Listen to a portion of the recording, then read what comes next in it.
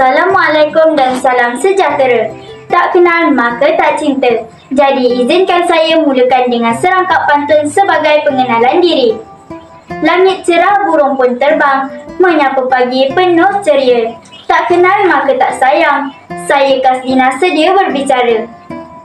Nama saya Akmal Nur Kasdina Afika binti Malik dari Sekolah Kebangsaan Sungai Le, Jempol Negeri Sembilan.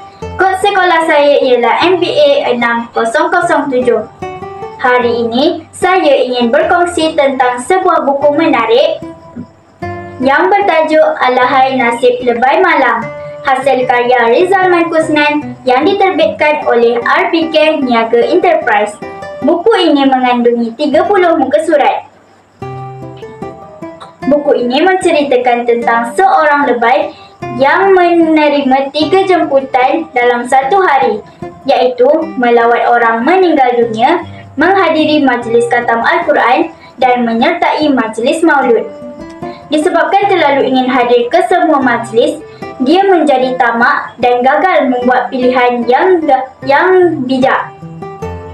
Akhirnya, dia tidak sempat hadir ke mana-mana majlis dan pulang dengan tangan kosong serta rasa kecewa. Cerita ini nampak lucu, tetapi memberi sindiran tajam tentang sikap tamak dan tidak tetap pendirian.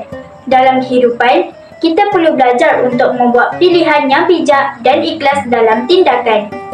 Pengajarannya ialah sikap tamak halawa hanya akan merugikan diri sendiri pada akhirnya. Terimalah serangkap pantun daripada saya. Kalau tamak dikejar semua, akhirnya hilang apa di tangan. Buatlah pilihan dengan bijaksana agar hidup kita tenang dan aman. Sekian, terima kasih.